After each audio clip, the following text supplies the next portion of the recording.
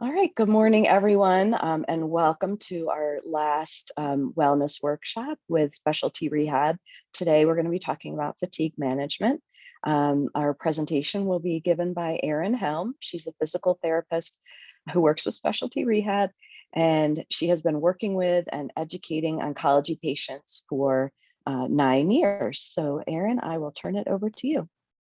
Thank you very much. All right, so I'm going to share my screen. Let me know if you cannot see it. And we'll go from beginning. Can everyone see that? I see one head nod, Miss Claire. Yes, yeah, you're good. Okay. I can't see anyone else, so it's hard to tell. So we're going to talk about cancer-related fatigue today. And the big why for why we're talking about this and why we're doing the wellness series is because when we think about cancer and where we've come in medical management, we think about there's 15.5 million cancer survivors in the United States in 2016. And by 2026, there's going to be 4 million more survivors of cancer. So living with a history of cancer. And because of advanced medical treatments and early detection, people are living longer with the diagnosis of cancer. So the way that the medical teams are looking at cancer is now really as a chronic disease. So how can we manage the disease and how can we manage the side effects? Just like we would for diabetes or heart disease and these other things. And so when we think about all of the side effects we're finding from the treatments now, there's really a lot more research going into how can we address those things. And one of the biggest issues that people will report is cancer-related fatigue. So 40% of individuals at diagnosis will report symptoms of cancer-related fatigue. With chemo and radiation, that number goes up to 80 to 90% of individuals going through treatment reporting signs and symptoms of this fatigue. And then even with chemotherapy and immunotherapies, that number can be roughly 71%. And they're finding more and more with these newer drugs that this fatigue is very prevalent. So that's why we're going to focus on cancer-related fatigue today. So the objectives today are to define really what cancer-related fatigue is. So you might hear the term, but you're like, really, what does that actually mean? And some of the common symptoms that people report. We want to talk about ways that we can reduce that fatigue and then identify available community resources. So what is cancer-related fatigue? So the National Comprehensive Cancer Network defines it as what's called a distressing, persistent, subjective sense of physical, emotional, or cognitive tiredness or exhaustion that's related to cancer or its treatment that's not proportional to your recent activity, and it interferes with usual functioning. And then compared to individuals who have not experienced cancer, cancer-related fatigue can be more severe, more distressing, and less likely to be relieved by rest. And the pieces I have bolded there are really the important factors for individuals that are reporting fatigue to me. These are the most frustrating pieces for them, that it's not proportional to your recent activity. So you're going out, you're doing your typical activities that you did before having treatment, and they're completely wiping you out. And you have no understanding of why is this exhausting me? It's just doing the dishes. It's just vacuuming. It's just going out to get groceries. The other piece of this is that it's not relieved by rest. So oftentimes we think, okay, we're tired. We're going to sit down. We're going to rest for a little while. We're going to bounce back and we're going to get up. Cancer-related fatigue is not like that. So when you rest, it actually does not help, but sometimes can hinder with this fatigue. So we'll talk about that as well. So some symptoms that we talk about when we talk about fatigue, they're not just physical. So it's not just feeling tired and exhausted, not feeling this heaviness in the arms or legs or having a lack of energy, but it also can be an emotional tiredness, a cognitive tiredness, like you're having difficulty with concentration and memory, you're feeling more irritable, you have trouble starting or finishing tasks, you're feeling like you don't even want to do the activities you found meaningful previously, just because you don't have the energy or the oomph, so to speak, to do them. So it's not just a physical tiredness, and that's what sometimes is hard to grasp as well. So when we see patients in the clinic, oftentimes I'll ask them to rate their fatigue level. And I know everyone loves a 0 to 10 scale that feels so ambiguous. But when we think about 0 being no fatigue and 10 being complete exhaustion, we like to find out where are they falling within that.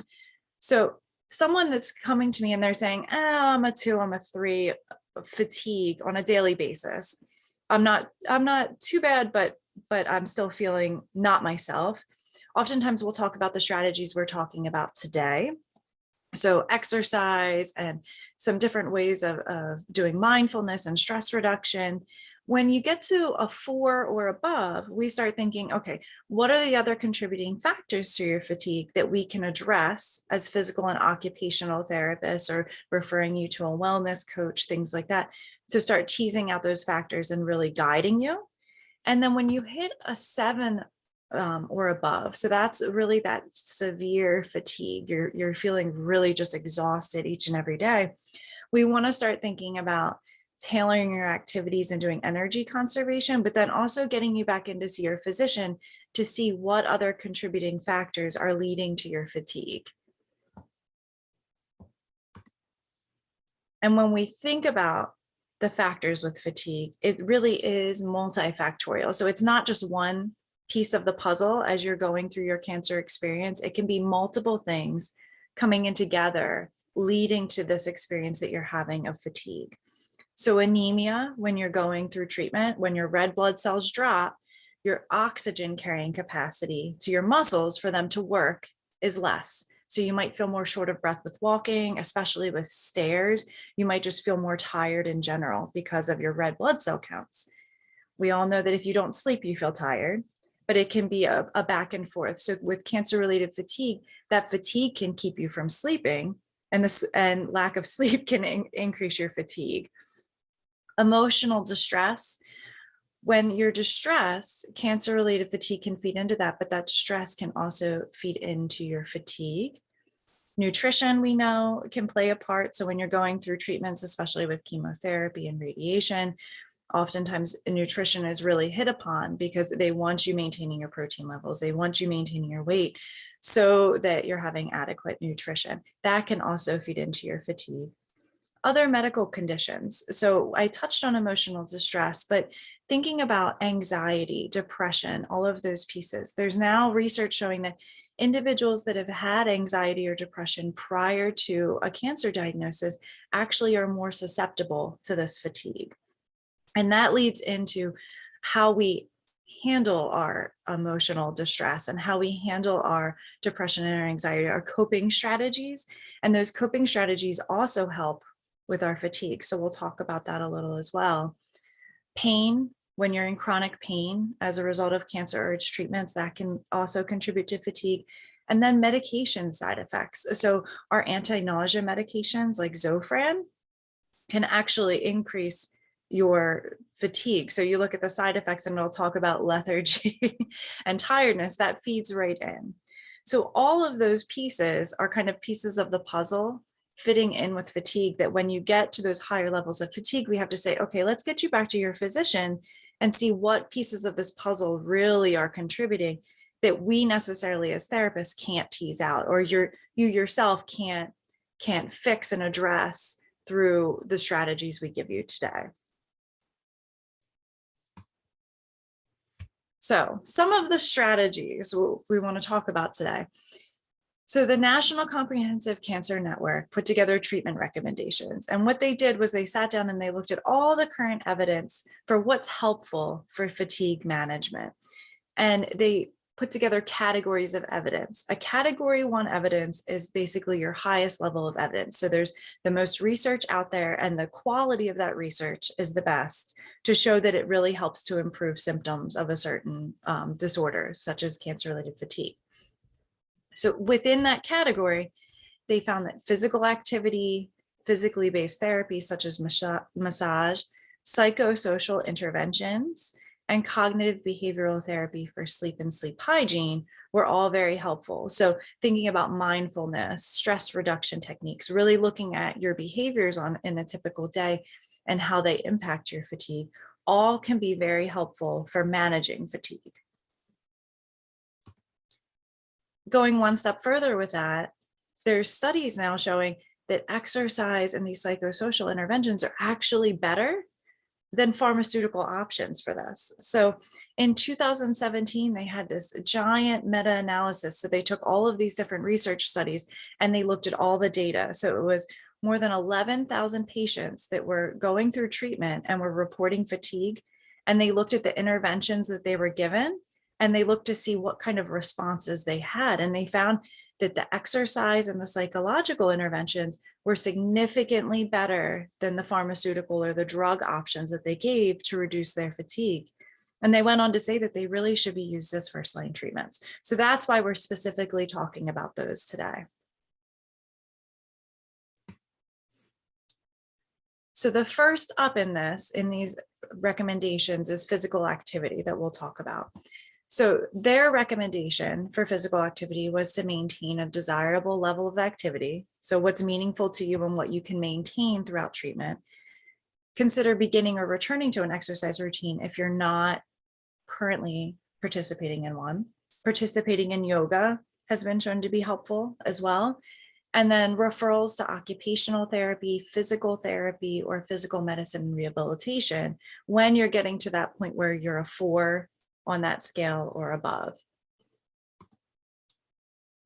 So why exercise? So they're pushing it.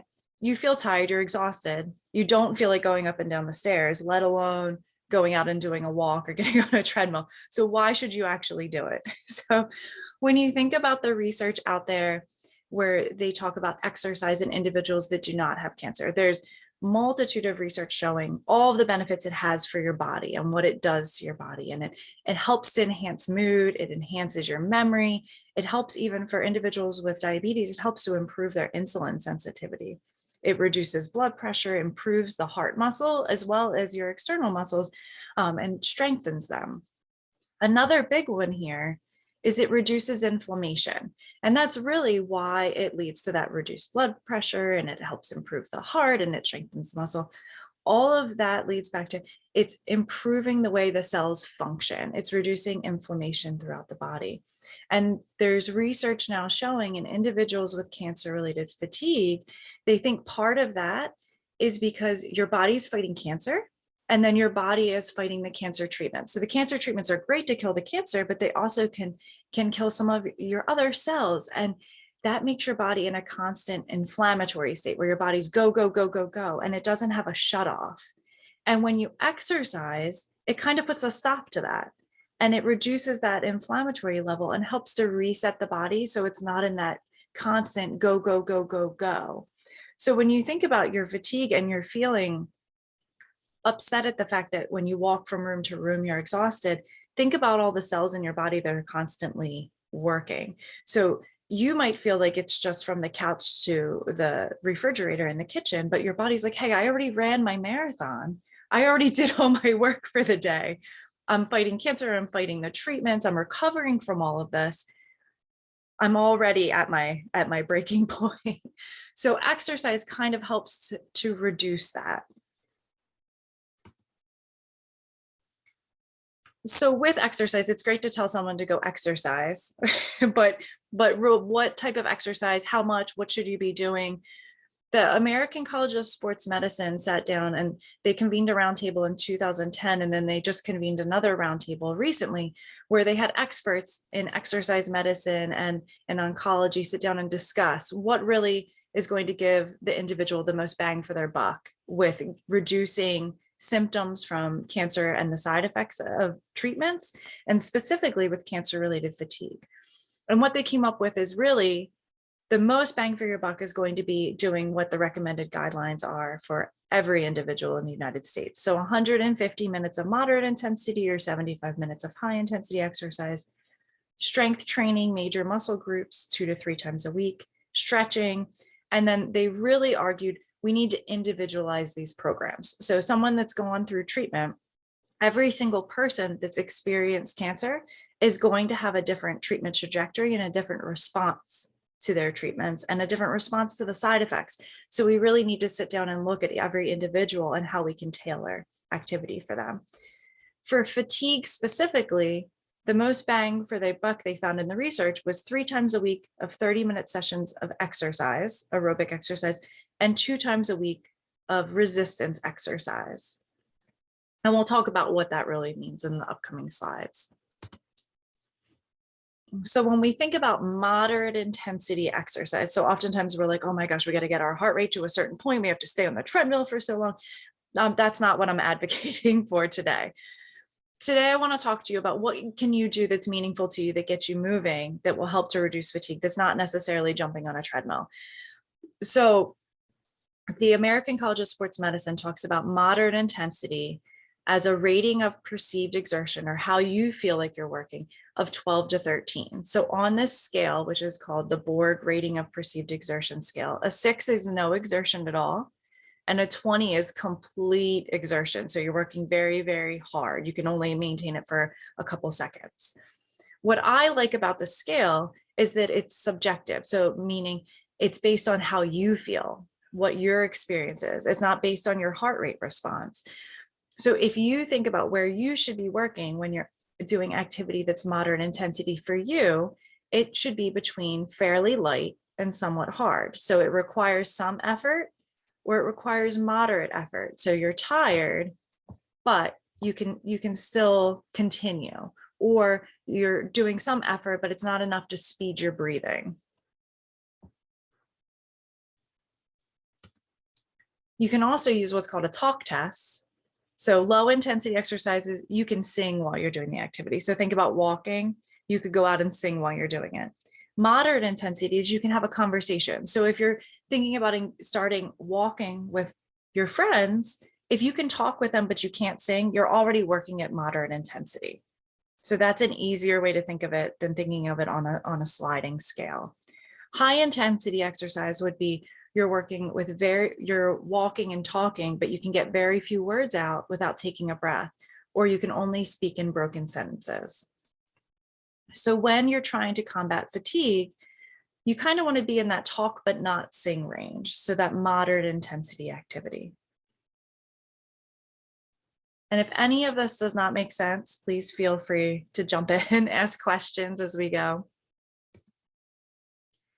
The biggest takeaway here with that moderate intensity is that you just want to avoid inactivity. So even if you don't get to a moderate intensity, or your watch that you wear, your Fitbit isn't telling you you're at a moderate intensity, that's okay. It's based on how you feel you're working. So they're finding now that even just small bouts of activity can be helpful for fatigue. So regardless of the exercise type, what stage of treatment you're in, the timing, whether you exercise pre a diagnosis, whether you exercise pre-treatment, whether you exercise post-treatment, all of it can be beneficial. So it's just a matter of getting moving. So you want to consider, when you're thinking about starting an exercise program, or trying to combat this fatigue, that even yoga. So we often don't think of moderate intensity activity as yoga, but yoga has been shown to be really beneficial because you're working the muscles, you're getting moving, but you're also practicing those mindfulness techniques with that as well. Even low intensity activity can be beneficial. So walking programs, and you can track your steps and then find something meaningful. So one thing I talked about in our first series with specifically talking about exercise and side effect management was that aerobic activity can be gardening. It can be going out for like a bike ride. It can be dancing. It can be handling unruly children. I have 2, so I get extra bonus points for that. But so thinking about all of those tasks that you do on a daily basis, vacuuming, doing the dishes, all of those things are activities that count as a moderate intensity activity. So don't discount the things that you're doing in your daily activities, and keep a log of them. So especially when you're going through treatment, it's important to rate your fatigue. You can just have a sheet and you put your fatigue level each day, the activities that you've done, and then your pain levels as well. And as you go through treatment, you should hopefully see that those fatigue levels either stay the same or start to reduce. And then when you finish treatment, those fatigue levels should start to reduce as well as you engage in activity. It's also helpful to keep, whoop, go ahead, Claire. You're muted.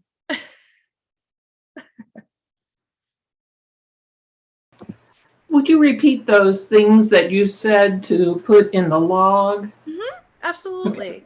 Thank So, you. and it's really subjective based on how you're feeling, but oftentimes I'll say, put your fatigue level on a 0 to 10. Put the activities that you complete in the day. And I'm not saying like I brushed my teeth, I made my bed, but the bigger activities that are more strenuous. So it might be doing the dishes, doing the laundry, all of those pieces. Or if you take a walk, how far did you walk? And then you can also put your pain level. And then at the end of the day, jot down your fatigue level again and see where it's at. Because what you want to do is you want to avoid what we call a fatigue hangover. So oftentimes, especially when you're going through chemotherapies, you will get a steroid paired with your chemotherapy treatment. And the next day you feel like Superman or Superwoman and you're going and you do all of these things and you're like, I mopped the floor. I did great. This is fantastic. And then the next day you can't get out of bed. So you want to be mindful of gradually increasing your exercise activities. So if you start out and you say you're going to walk a block, and then the next day you walk 5 blocks and your fatigue jumps up, you'll be able to see that when you're recording it. Whereas sometimes we're so busy with treatments and we're so busy with life that we don't necessarily pay attention to what are our triggers for setting it off. Does that make sense? Yeah, absolutely. And then the one thing I will reference again is that they talk about if you're 4 or 10 or greater, you want to talk to your physician and get a referral to someone that can help you talk about different strategies specific to you for managing fatigue. And if you're a 7 out of 10 or greater, you really want to talk to your physician or your nurse navigator about your fatigue and reduce your exercise levels. And we'll talk about some energy conservation strategies as well.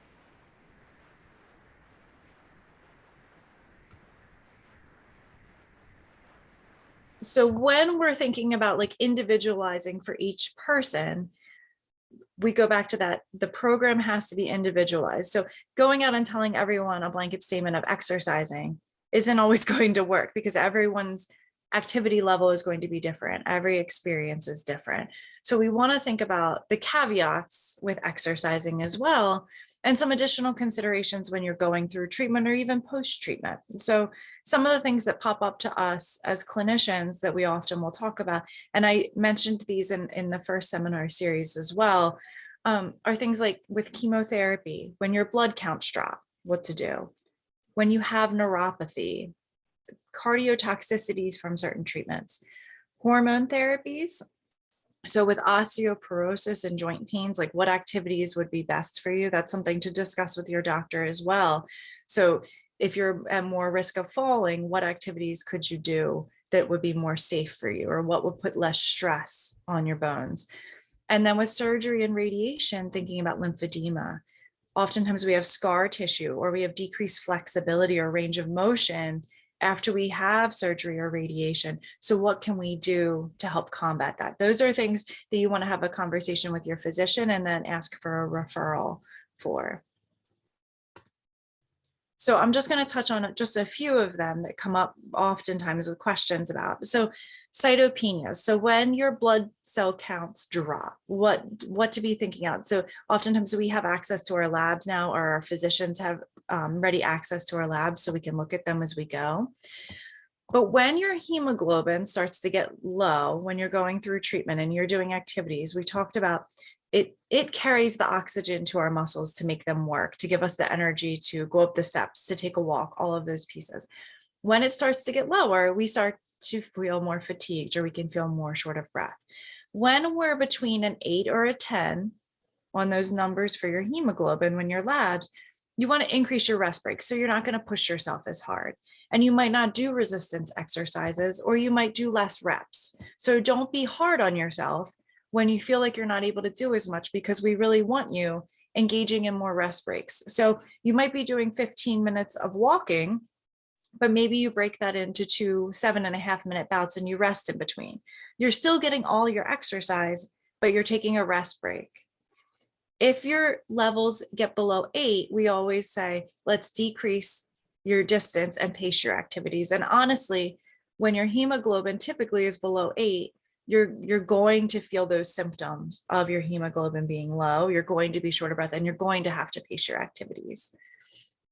With platelets, our big concern with platelets is blood clotting. So if your platelets are low, your blood does not clot as well. So you're more at risk of bleeding.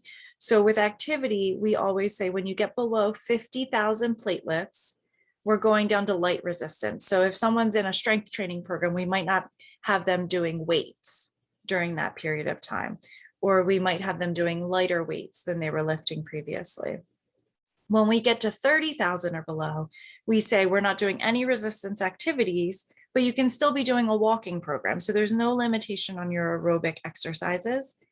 And then less than 20,000, we're really talking about avoiding risk of falling, avoiding risk of bruising, and increasing rest breaks with activity.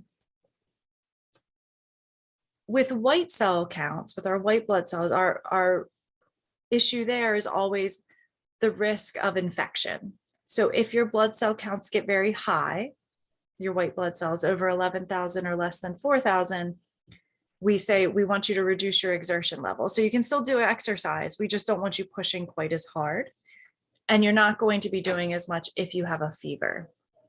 If you're less than 1,500, you're going to consider wearing a mask, because now we're talking about what they say like neutropenic precautions, where your white cell counts might be dropping to a point where you're more at risk of infection if you're out in public with others. So you want to be cognizant of that as well.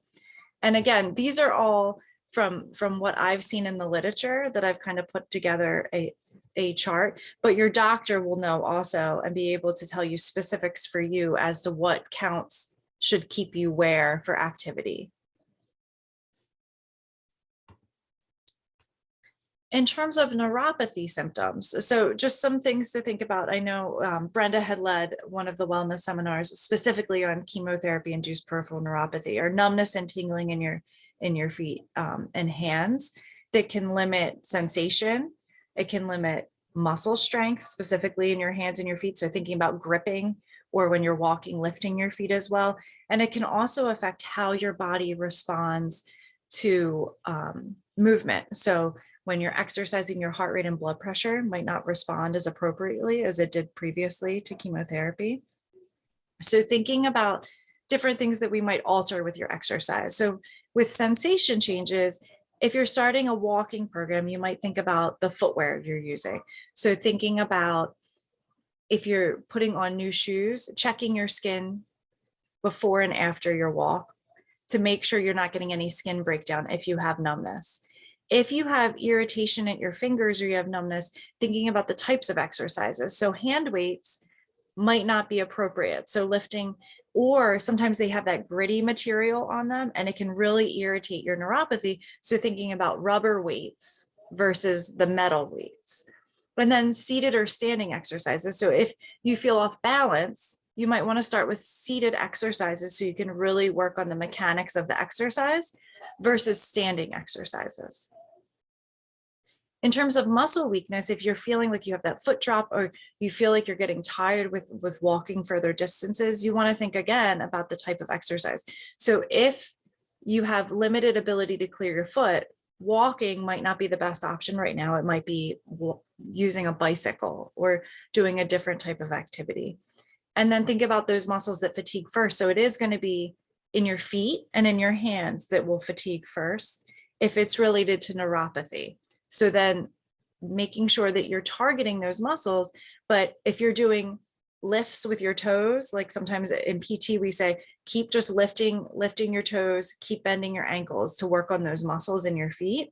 We might tell you to do that at night before you go to bed and make sure that you're not going to be getting up, because you want to exercise them as much as possible, but you don't want to necessarily exercise them during the day when you have to get up and go to appointments or you have to go to the store, and then you're more at risk of tripping.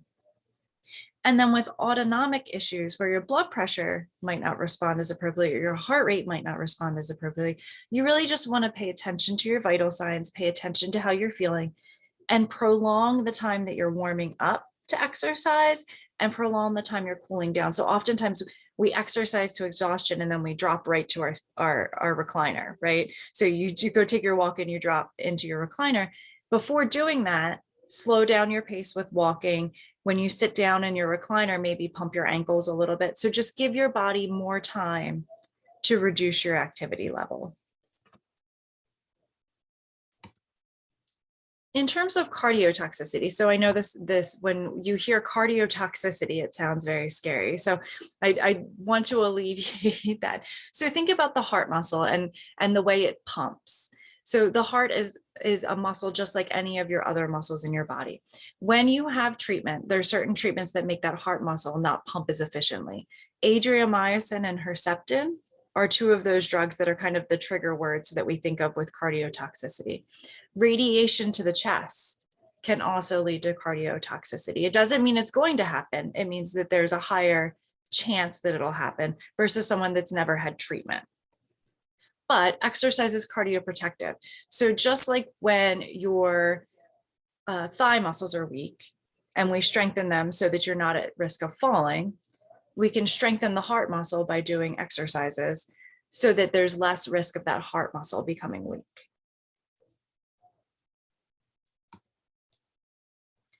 With that, you want to think about how you're exercising. So for someone that's more at risk of this cardiotoxicity, we say to start lighter than you would for someone that does not have that risk, that has not been on Adriamycin, Herceptin, or had radiation to the chest wall.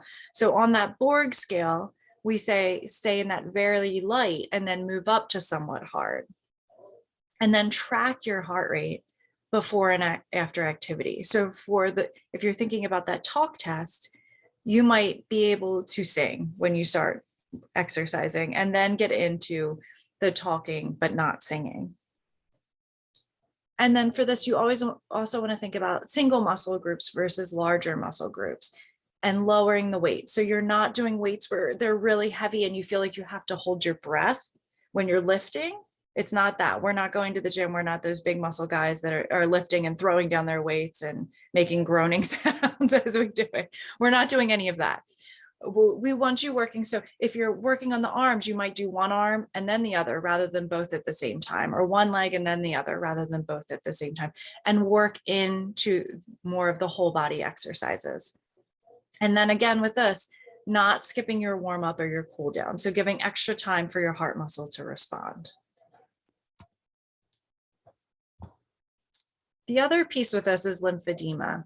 So lymphedema is an abnormal accumulation of fluid in part of the body as a result of surgery or radiation or cancer stuff, where the lymphatic vessels are disrupted and then you end up with swelling. It doesn't happen always, but it can happen. Signs and symptoms of this would be like heaviness or achiness or fullness and swelling in an arm, a leg, at the chest wall or at the neck often. So when you have nodes taken out, lymph nodes taken out, there's always a risk of this lymphedema. The risk is lower with less nodes taken out. With radiation, that can happen as well. And you just want to monitor for it. If you start to develop symptoms, you let your physician know, you talk to a physical or occupational therapist, and they'll get you in to monitor and to get you into what you need so that the symptoms don't progress. When you're exercising, it used to be that they said, oh, we don't want to exercise the arm. We don't want to exercise the leg that has lymphedema.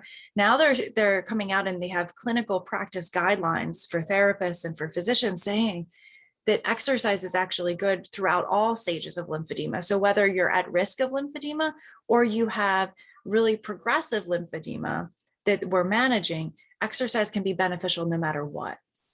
With that exercise, you want to start low again and progress slow. So rather than going in and doing 5-pound weights and only being able to do 5 of them, you might start with 1-pound weights and do 10 and do 3 sets of that, and then monitor, do you feel heavy or achy or full in the limb that was affected?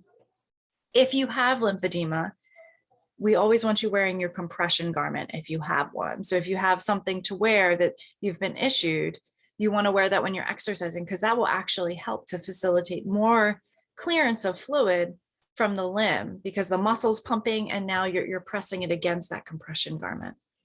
You're always going to be monitoring your symptoms. So just like we have a log for our fatigue, we can monitor how we feel with our arm. Does it feel heavy, achy, full? Does it look a little different? Are your clothes a little bit tighter? Are your rings not fitting quite as well now that you've started exercising? All of those things would pinpoint, hey, you just need a little extra guidance and we need to get it looked at. If with lymphedema, your limb ever feels red, hot, painful, or you have a fever, that could indicate infection. So I always like to throw that out there for everyone, not necessarily related to exercise, but just in general with lymphedema. So those are signs and symptoms of infection that you would want to get looked at as well. And then if you have lymphedema or you're at risk of lymphedema and you're starting an aerobic program and you want to really dive in, it's always good to get a consult with a lymphedema therapist. So if you look on, there's called a Lymphedema Association of North America, or LANA, their website actually has links to certified therapists, or your physician, if you ask them, they'll be able to tell you if there's any lymphedema therapist near you that can help you to kind of get started with your program. Oh, I didn't realize Brenda made that big. Okay. Bear with me. We really wanted to emphasize these. There we go. Okay. There we go. Everything's emphasized, I think. So those are some of the additional considerations when you're starting an exercise program, just to be mindful of, just to have in the back of your head. Now we're going to talk more about the psychosocial intervention. So it's great to get up and exercise, but sometimes it's not feasible, or you feel like you just can't get moving. So there's other things that can actually help to reduce fatigue as well, that aren't necessarily getting on a treadmill, riding a bike, all of those pieces. So when you're feeling really fatigued, you're a 4, a 5, a 6, a 7, then we can start to implement some of these other strategies as well. And they also fall into that category 1 level of evidence. So some of those interventions are cognitive behavioral therapy. So looking at strategies and looking at your behaviors throughout the day and how you can cope and manage your fatigue. Educational therapies, mindfulness-based stress reduction. So thinking about yoga, Tai Chi, all of those pieces. And then supportive expressive therapy. So talking to others, doing art therapy, all of those pieces, really engaging in meaningful activities to you and getting out there and doing something can also be beneficial for fatigue. So again, some of those mindfulness, meditation, stress reduction strategies that we think about: walking, doing a walking program, but talking with someone as you're doing it and being mindful. Meditation, yoga, breathing techniques, Tai Chi, Qigong, any activity that you enjoy and that you find that relieves your stress can be helpful. And I know the Cancer Support Community of Delaware, if you look at their calendar, they have pretty much every single one of these listed on their calendar. Sleep hygiene. So this is something that we don't often think about. But if you think about, if you have children or you had children in the past, what you did for them to ready them for bedtime, all of those principles apply to us as well. So we're not giving them sugar. We're definitely not giving them alcohol or caffeine, but no sugar before bed, establishing a regular bed and wake time, limiting our activities before bed. So avoiding social media, avoiding electronics, avoiding late naps and limiting those naps to 45 minutes or less during the day. And then really setting up your space for bed. So doing a reading, maybe journaling, doing a warm bath prior to bedtime, and doing the same routine every night will actually prep your body to be ready for sleep. So if you're following the same routine daily, it might not work the first week, it might not work the first 2 weeks, but gradually you're going to see that your body starts to, as you start to get ready for bed, or you draw that warm bath, or you sit down with your book, you're going to start to feel tired with that, because you're conditioning your body just like you conditioned your children to be ready for bed. Ooh, there we go. You also want to think about energy conservation. So with energy conservation, really, you want to think about what you can set as a priority, what is meaningful to you. So pacing yourself, thinking about what you can delegate. So one of the things we often will tell people is write a list. So when you're feeling tired and you're starting through your cancer experience, write a list of all the things you do during your day. Then put a mark next to the ones that you need to do and things you can delegate to others. And then go back and reevaluate that. And those things that you need to do, make sure they actually are things you actually need to do and want to do. So there's going to be situations where like you're better at vacuuming, or you're better at doing the laundry or putting the dishes in the dishwasher correctly, but you don't actually need to do that. Your loved one or your support person could probably do that for you, or it could probably wait till someone came over to visit you and do that, but you feel like you have to do it because it's your way. We need to let go of that when we're going through cancer so that we can engage in the meaningful activities to reduce our fatigue. So keep that in mind, that just because you feel you have to do it because it's something you always did and you do it better, it doesn't necessarily mean it's meaningful, and you should be engaging in it right at this very second. And then find your balances with work and rest. If you're continuing to work, find a balance so that you have a routine when you get home from work. Can you find something that you can do that will maintain your activity level but is meaningful, that makes you feel rested and restored? So some resources. So when you're going through active treatment, oftentimes you have a list of resources there. So typically starting with your nurse navigator is a great one, because they can kind of direct you to the other services in your cancer network to help to guide you to a physical therapist and occupational therapist. If you have high fatigue levels, talking to your medical oncologist about what contributing factors may be there and who else they can refer you to, whether it's the nutritionist, pain management, physical and occupational therapy. So make sure to advocate for yourself and really search for those resources. And then additional resources in the community. So the Cancer Support Community of Delaware, I said before, they kind of hit on all of those psychosocial interventions that you could possibly have to address fatigue. So really making use of those. So they have walking warriors, yoga, tai chi, meditation, expressive arts, and support groups. All of those are beneficial. University of Delaware has a health coaching program where they can coach you and help you with your typical health behaviors to get you through as well.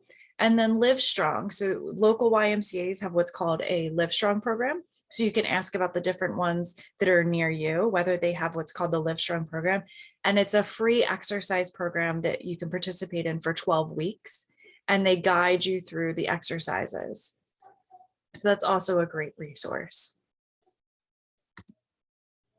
All right, so that is it. Does anyone have any questions?